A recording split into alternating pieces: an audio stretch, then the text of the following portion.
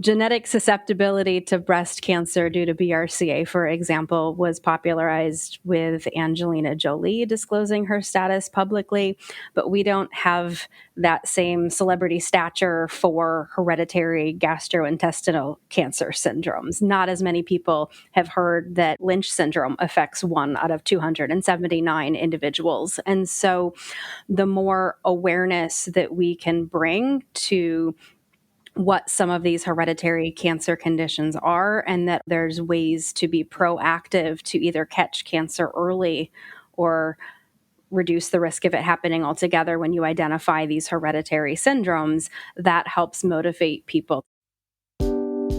This is Dr. Marty Freed, a primary care addiction medicine doc at The Ohio State University Medical Center.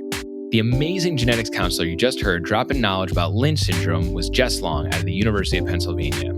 And join me today on her CoreIM on-air debut is the wonderful Dr. Tina Fan. Tina, welcome to the CoreIM family. Thanks, Marty.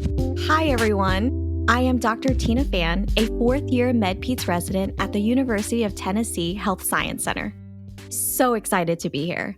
And yeah, I couldn't believe the stat that Jess mentioned.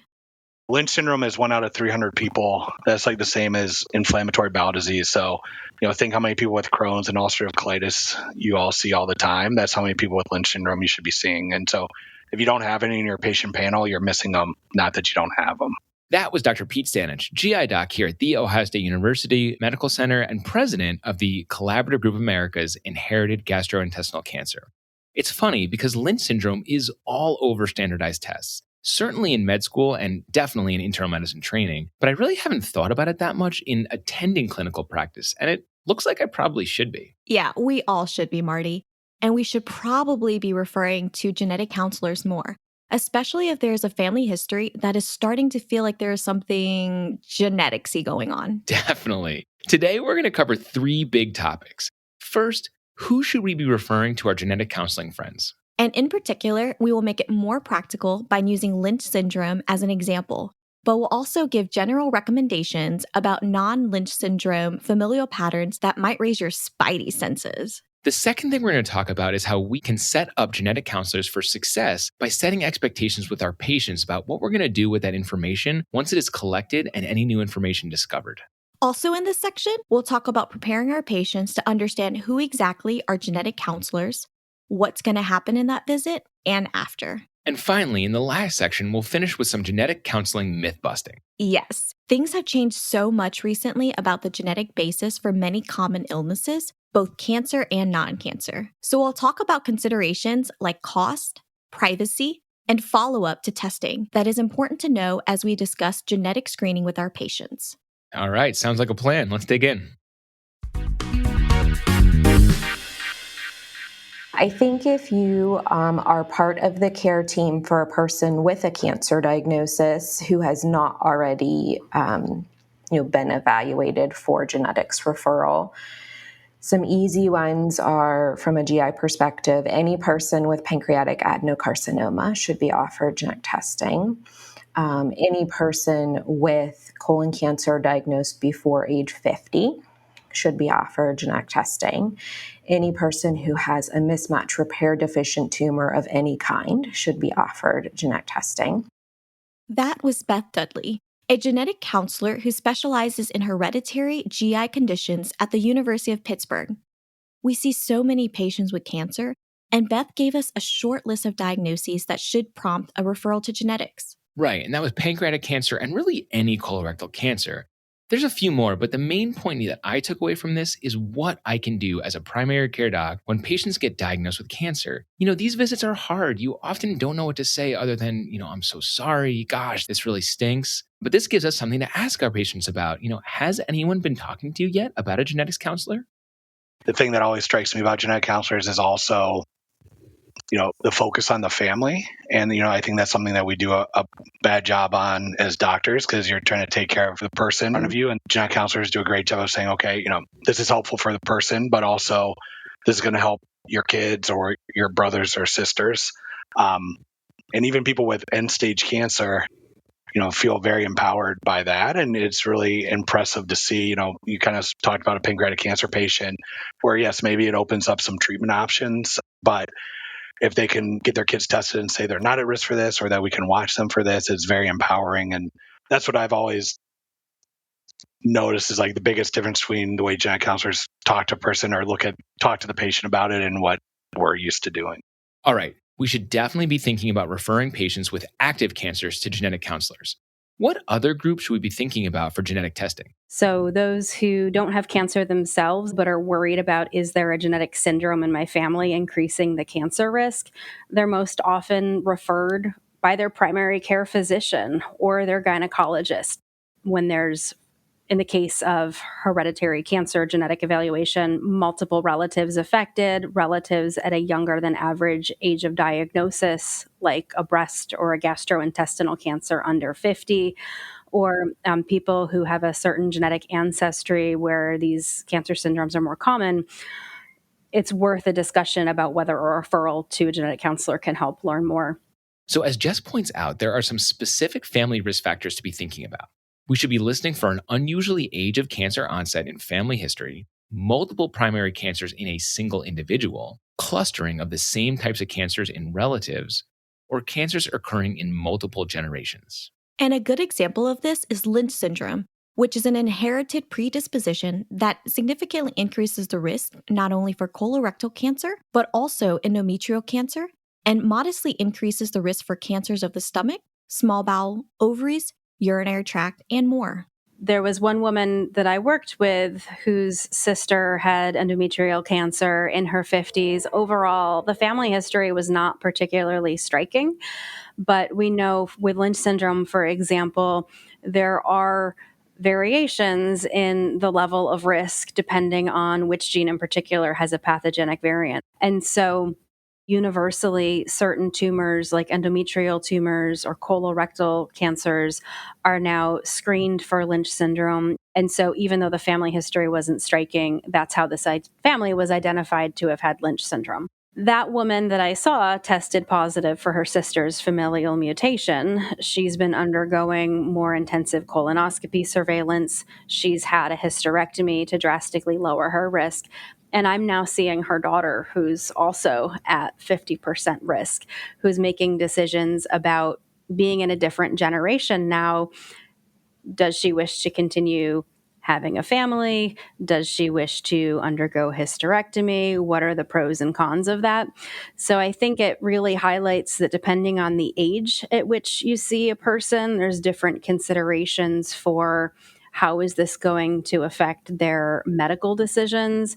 What types of risk reduction are they thinking about? And it really just highlights in a family where that genetic condition wasn't very obvious.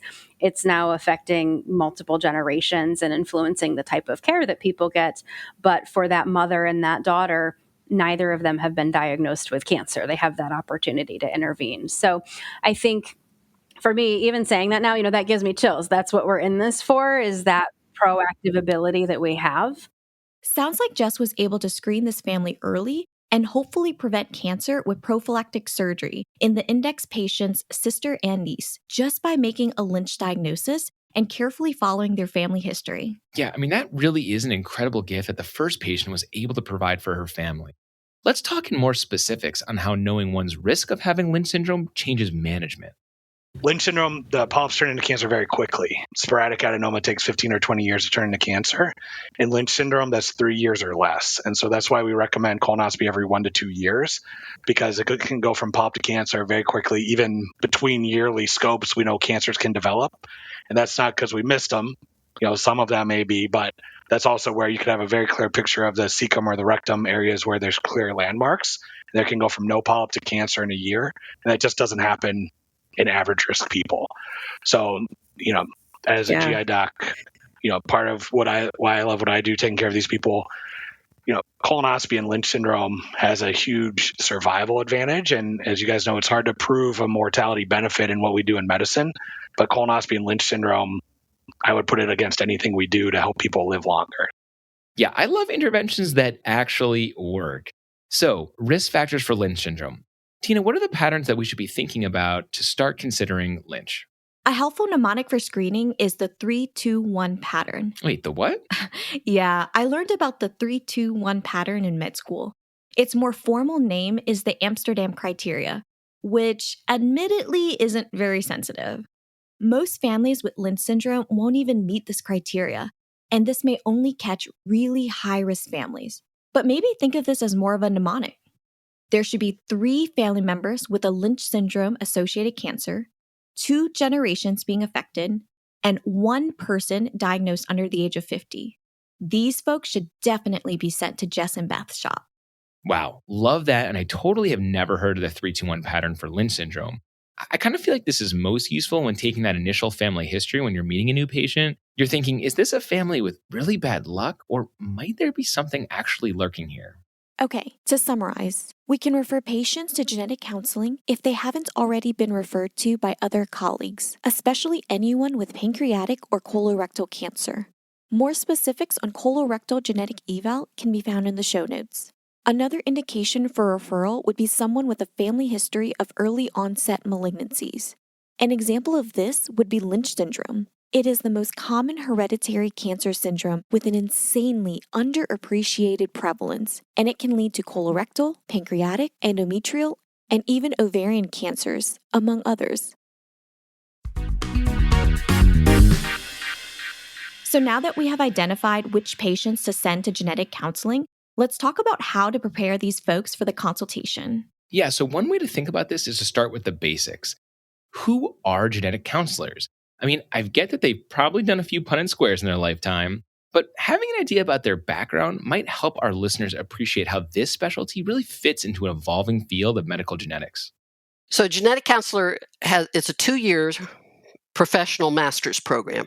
They have to have spent some time in a counseling function before they're actually accepted into a genetic counseling program.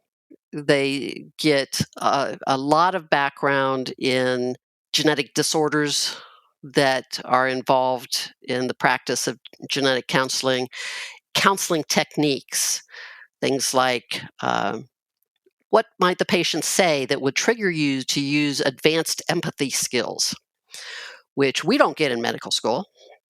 So, but the counselors are counselors, and they're very attuned to the psychosocial aspects of what's going on with a person and with their family structure. That is Dr. Judy Westman from The Ohio State University. Thank you, Tina.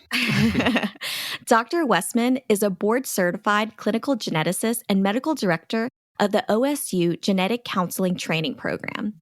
Marty, one thing Dr. Westman said that really shocked me was how important the counseling part was in the evaluation, often even before the testing is considered. A genetic counselor will counsel first and work with the patient to decide, is testing appropriate for that person? And that might come out differently than what the referring provider's thoughts were on the matter, but it's very patient-centric at that point and what will work for the patient. And not only that, but looking at the broader sense of your provider kind of was thinking of this, but now as we talk to you, this seems more appropriate to target the testing in a different fashion. So counseling comes first, then testing is kind of the general approach. Love it. I almost think of them as counseling geneticists as much as genetic counselors. It turns out that referring providers can really help genetic counselors by explaining not only a little bit about who they are being referred to, but why the patient is being referred. I think that if primary care providers can just give some explanation as to what their concern is, like why are you suggesting this referral? So is it because your mom was diagnosed with colon cancer before 50? Is it because your brother died from pancreatic cancer? And these things make it more likely that there could be a genetic predisposition in your family that increases your risk for cancer. Just a simple explanation so that they have a better understanding. And then I think a follow-up piece of information may just be, you'll meet with a genetic counselor. They'll provide a risk assessment based on the information that you give them about your family history. They'll talk to you about whether or not genetic testing is indicated. And Our job is to give a patient the tools to make a decision about whether or not they want to have genetic testing. Coming to see us doesn't mean that you have to have a genetic test. It may not even be offered once we get the full picture of your family history, but it's just to give you the tools to make the decision that's best for you. And I think if primary care providers can help explain that, that puts us way ahead. Oh man, that part is crucial. We're not sending them to get tested. We're sending them to get evaluated to see if testing is indicated. I can imagine a patient being super disappointed if we're hyping up genetic counselors as these gatekeepers of the genetic test, when in fact, genetic counselors are making this big calculation about, is the test indicated, and does the test answer what we want it to answer, and does it even exist, and does it make sense for the patient and their family? Oh gosh, that sounds complicated. But let's switch back to Lynch syndrome for a second. One of the key points that all of our experts made was about thinking how this information would be used by patients. So what does that anticipatory guidance sound like for folks who have a family history that may be consistent with Lynch syndrome? So if someone's diagnosed with Lynch syndrome who does not have cancer, there are really three main areas where their medical care may change. So first thing a Lynch syndrome diagnosis would do is add additional cancer screening. We already know about more C-scopes, but when do we start, and what else is done from a surveillance perspective?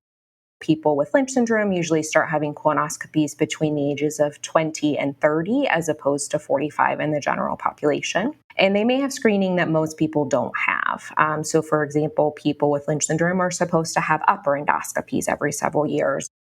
So I definitely knew that patients with Lynch syndrome needed frequent colonoscopies, but EGDs too? Oh man, I can only imagine how the patients are feeling when they first hear about these tests. Yeah, that can totally feel overwhelming. All right, so first, we're finding additional cancers. The second part is preventing cancers from occurring. There may also be medications that could reduce risk for cancer related to Lynch syndrome. So one medication that may reduce the risk of cancer is aspirin. That is true specifically in the Lynch syndrome population. Interestingly, there may also be benefits for birth control pills in reducing the risk for uterine and ovarian cancers. And then the last prong of screening and prevention would be surgical prevention. Yeah, so this is tough. Women with Lynch syndrome are actually encouraged to have their uterus and ovaries removed because we don't have effective early detection for these cancers.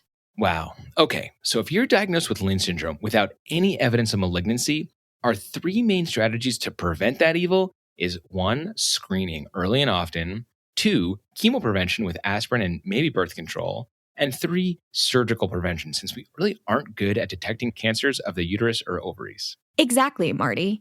And something really cool that came up in our discussion was about Lynch syndrome specific implications in treating cancers. Turns out there are specific immunotherapy regimens for patients with Lynch syndrome, and even talk about a cancer vaccine for these folks.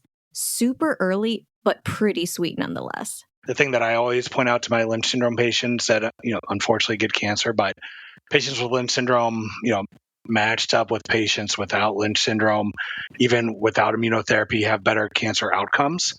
And so it is kind of a silver lining that I tell people, if you have Lynch syndrome, you're going to be at increased risk for cancer. But, thankfully, if that comes up, then you're going to be very responsive to treatment. And we're going to do everything we can to watch you as close as possible where that doesn't happen.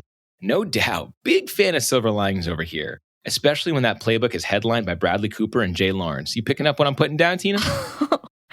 I'm not sure I am, Marty, but that's okay. Shreya told me this might get weird. She knows me pretty well at this point. All right, Tina, before we wrap up this section, was there anything that our discussants pointed out that PCP should avoid ordering before sending our patients over to the genetic counseling shop?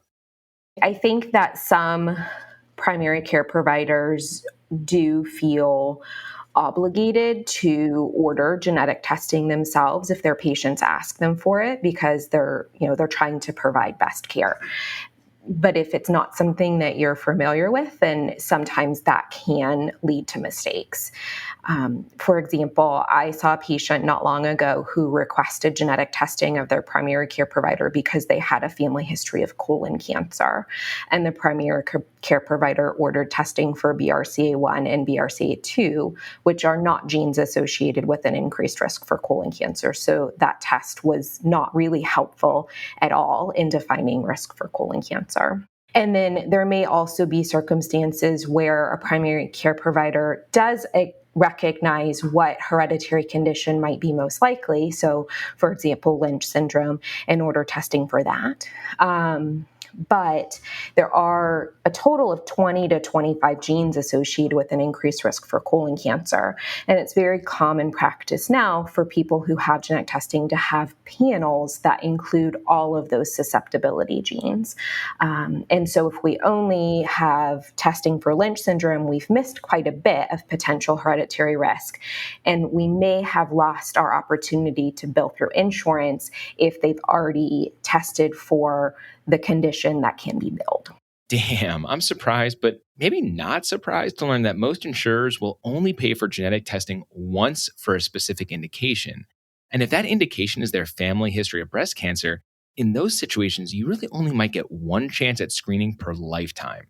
So I, for one, will be waiting for some guidance from a genetic counselor before potentially blowing my patients one chance at getting an expensive test covered. For sure, Marty. There are situations where we can feel comfortable ordering genetic testing, and the good news is that the cost is dropping. Spoiler alert, more to come about this in the next section. What often happens is, people will come from their oncologist and be like, oh, I had genetic testing, but what they had was somatic tumor testing that's just looking for treatment targets. And just to clarify, when Dr. Stanich says somatic testing, he's referring to looking at tumor cells and all of the acquired mutations that have developed as it goes from being a normal cell to a cancer cell.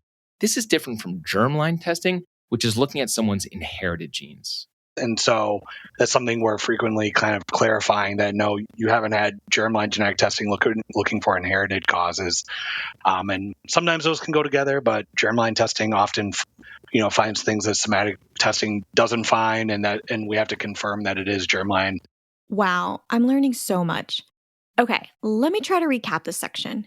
What I'm taking away is if I am thinking about referring someone for genetic counseling, I can set them up for success by setting expectations that the genetic counselors will do a thorough evaluation for you, looking at your family history and other risk factors to see if testing is even appropriate. And since at the moment, insurance will only pay for genetic testing once for specific indications, it's probably better to leave it to the genetic counselors or someone experienced in medonc or surgonc to order the appropriate susceptibility genes. Okay, we're going to finish this pod with a healthy serving of myth busting. We have 4 myths we're going to clear the air on. We already talked about the dropping cost of testing. Let's start there. All right, I guess we should address the elephant in the room. What am I looking at when it comes to costs for genetic testing? So there was a point in time when I first started practicing clinically in 2009, it was about $1,000 per gene cost to insurance. More insurances are now covering the cost of testing, and many commercial genetics labs notify patients if their cost is over $100 or even offer discounted self-pay rates of $249 or less. Okay, love that we're no longer charging patients thousands of dollars per gene, but it would sort of be nice to give patients a little guidance about when it comes to what this expense will be for them. I don't think that it is a referring provider's job to understand the nuances of that, but I think it's potentially important to be able to tell a patient that part of the appointment is a discussion of coverage and potential cost for testing if it's deemed appropriate with the risk assessment. And so just kind of putting someone's mind at ease that is on our radar, and we're very familiar with how these things work and can explain to them what the process is like. Phew, I'm relieved. Definitely not an insurance expert over here. So basically, I can let my patients know that genetic testing is certainly cheaper nowadays than what it used to be, and costs will be discussed upfront after it's determined if genetic testing is indicated. Good deal. All right, so what about privacy? For our second myth, let's talk about Gina. Tina. No, Gina. Are you messing with me because I'm new here? No, Gina, it's a real thing. It's the Genetic Information Non-Discrimination Act. It's a federal law from 2008 when this technology was really taken off. And there was this concern that if an insurance company learns about a patient's increased risk for an illness, they might cancel that person's coverage. The Genetic Information Non-Discrimination Act, or GINA, states that health insurers cannot drop someone from coverage, deny health insurance coverage, or base premiums on genetic testing results or family history. And that also includes employers with more than 15 employees cannot hire, fire, or base salary on genetic testing or family history information. And so for some people, knowing those protections are in place remove that fear of not being able to get health insurance. Good deal. But does GINA apply to everything, even life insurance? Two areas GINA does not help with are disability insurance and life insurance. If you have a genetic condition, you are guaranteed the ability to get health insurance. That's the good part of GINA. Life insurance and disability insurance are felt to be benefits and investments more than something that every person should have. And so genetic information can be used to deny somebody disability insurance or to deny somebody life insurance. Now, in reality, I have never met a single person denied life insurance because of a genetic susceptibility. They don't get it at top rate, but they're not denied. As long as they're willing to pay the extra money. I can't imagine being diagnosed with something so life-changing and then have to worry about how I'm going to pay for all of these medical bills. So glad we cleared that up. Let's move on to our third topic. What's next? Okay, so it turns out genetic testing isn't a one and done situation. Sometimes we'll get an indeterminate result, like a variant of unknown significance. Now, most of these variants are going to be reclassified as benign, but it's kind of a big deal when that variant is reclassified into a pathogenic category, because at that point, it's on us, or, well, whoever orders the genetic test, to reach out to their patient or their family. I had one patient who came in late in life because they had metastatic cancer, had the genetic testing done.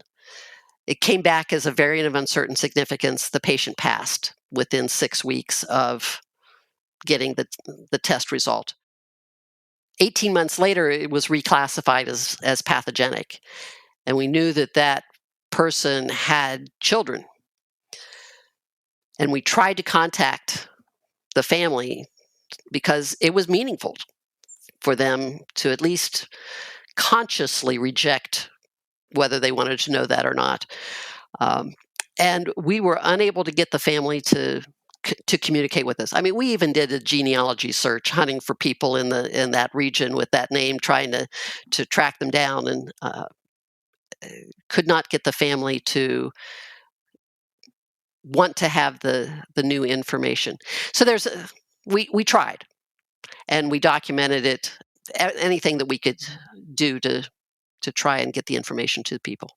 Yikes. So we as providers should try to emphasize to our patients and their families of that possibility of reclassification in a variant of unknown significance, since it can occur even years later. All right, Marty, we've got one last myth to tackle. Yeah, something else that came up over and over again in our discussions with the various experts was how limited a resource genetic counseling time is. In fact, one of Dr. Westman's job is to play the lead blocker for the referrals that come into her shop.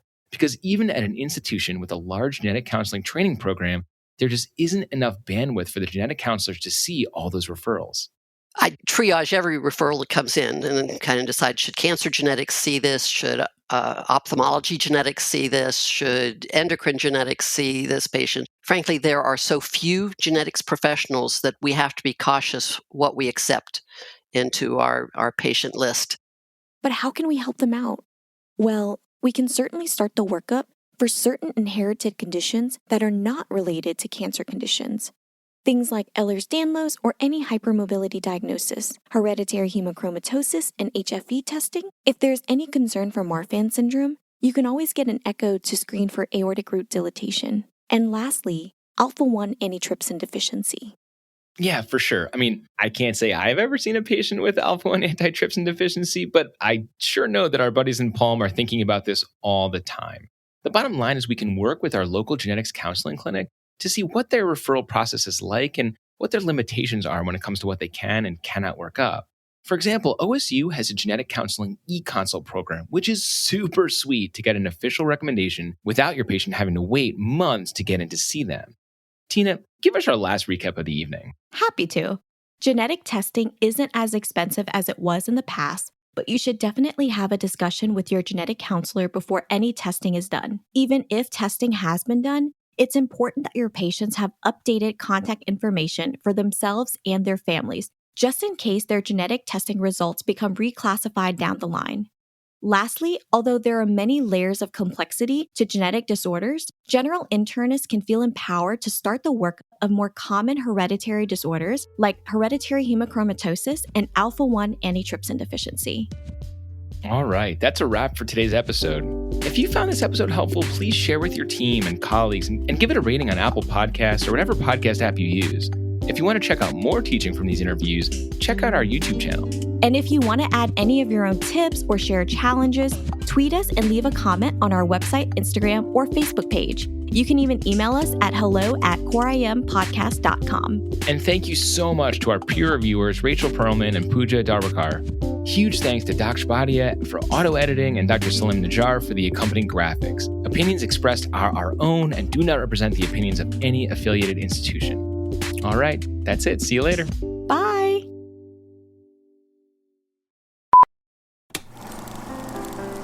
Phew, I'm relieved.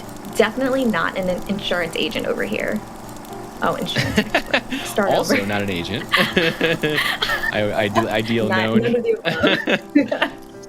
The first one is about Ehlers-Danlos, or more generally, hypermobility issue. Do you call it Ehlers, not Ehlers? It might be a Tina thing. I'm going to say it, but let me record it both ways and we can pick the right way. That's hilarious. I don't know what the right way is. I like to joke that English is not my first language, but that's not true.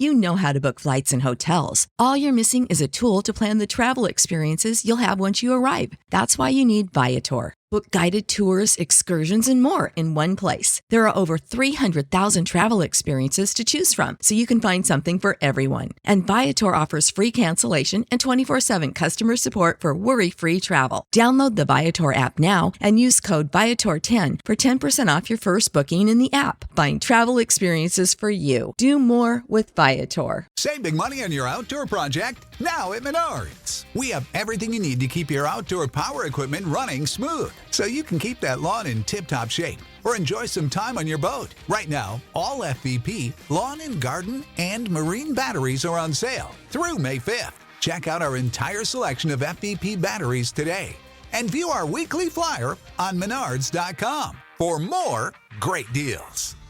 Save